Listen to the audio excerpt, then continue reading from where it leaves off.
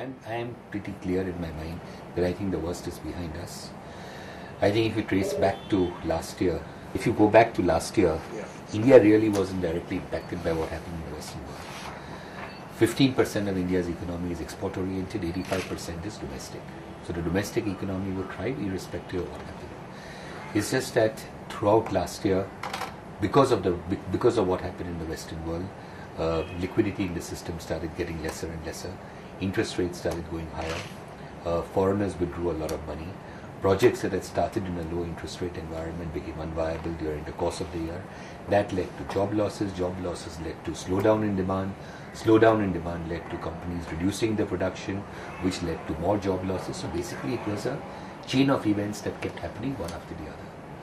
And once RBI realized that there was a serious problem in the system, in the economy, they kept injecting liquidity.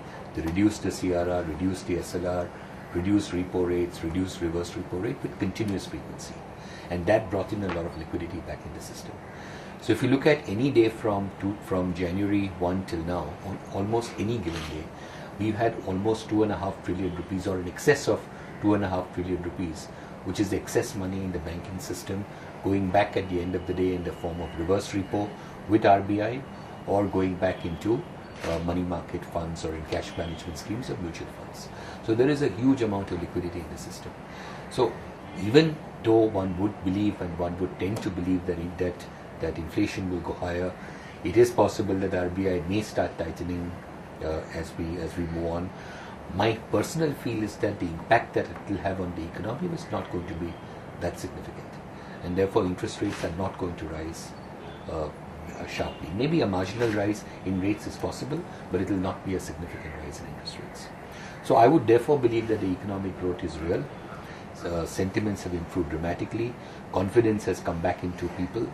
If you look at our business, for example, on individual home loans, if you take the second quarter of the year, which is the period from July to September, then our individual loan approvals were higher by 26% compared to the first quarter.